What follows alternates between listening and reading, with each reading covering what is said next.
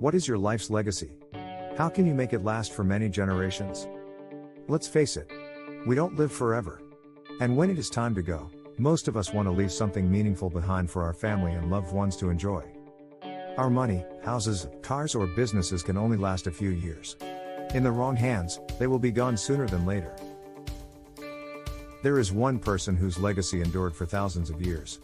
In fact, we are still enjoying the benefits today. His story is found in Genesis 22.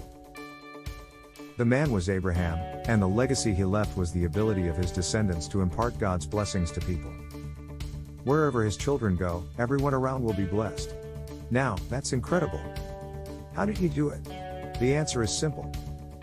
He worshiped God above all else. In fact, his story is where we find the first mention of the word worship in the Bible. His brand of worship may be very different from what we are familiar with, but its amazing impact is still felt by us today. So let's take a look at what the original worship really meant. Abraham's worship meant offering a sacrifice. And it is no ordinary sacrifice. He was to offer his son Isaac, who was his long-awaited dream and his most prized gift. But he was asked to let his beloved son go. When asked what he would do, Abraham, knowing that he was to give up Isaac, said he was going to worship God. There were no songs. There was no celebration.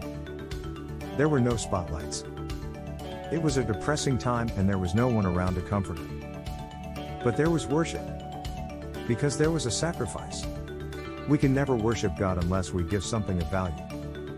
Today, we are urged to offer our bodies as living sacrifices for us to truly worship. Abraham's worship meant obedience. He did not waste a day to pray or think about what God has instructed. He immediately obeyed. Every time we obey God, we actually worship Him. Obedience comes first before the songs.